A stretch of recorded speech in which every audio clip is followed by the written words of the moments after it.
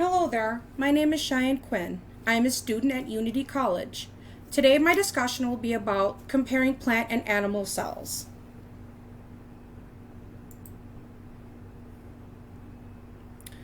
Both plants and animal cells have different parts that help them function properly. One would be the cell membrane and the nucleus.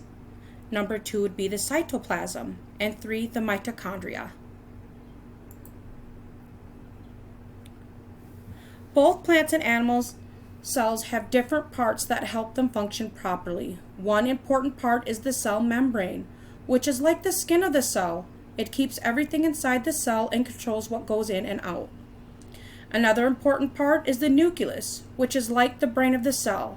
It controls all the cell's activities and contains important genetic information.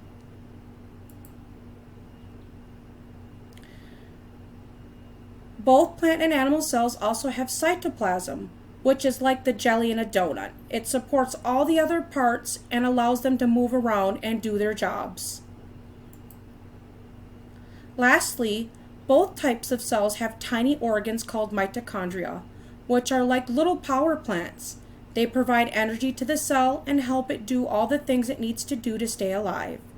These are just a few of the cellular components found in both plant and animal cells, but they are all essential for the cell to function and stay healthy.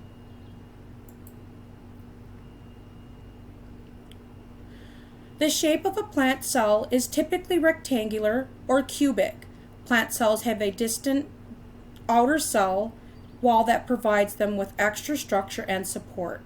The cell wall surrounds a central fluid-filled cytoplasm that contains various organelles, including a large central vacuole, chloroplasts, and mitochondria.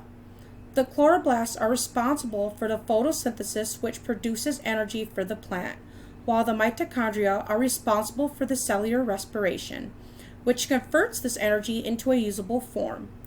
Overall, the rectangular shape of the plant cell helps the plant maintain its form and structure, which is important for growth and stability. Plant cells have a few special parts that aren't found in animal cells. One of these parts is called chloroplasts. They are like little factories in plant cells that help make food for the plant. Another part is called a cell wall. It's like a hard protective shell that surrounds the plant cell and gives it its shape.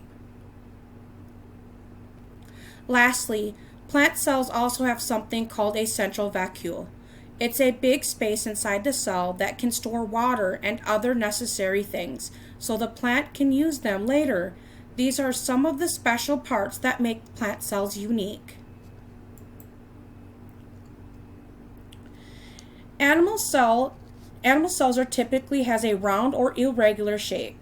It is surrounded by a cell membrane that separates the cell from its external environment. The cytoplasm fills the cell and contains various organelles, including the nucleus, mitochondria, ribosomes, and lysosomes. The nucleus is usually located near the center of the cell and contains DNA, the genetic material of the cell. The mitochondria are responsible for producing energy for the cell through a process called cellular respiration. Ribosomes are responsible for synthesizing proteins, while lysosomes contain enzymes that break down waste materials in the cell. Overall, the shape of an animal cell is designed to carry out its specific functions and support the survival of the organism.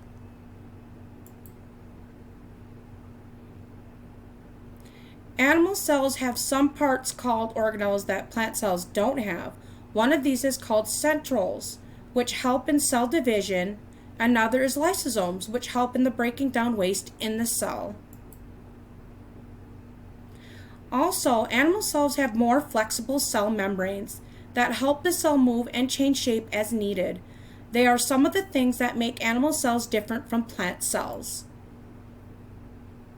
Thank you. I'm Cheyenne Quinn, a student at the Unity College.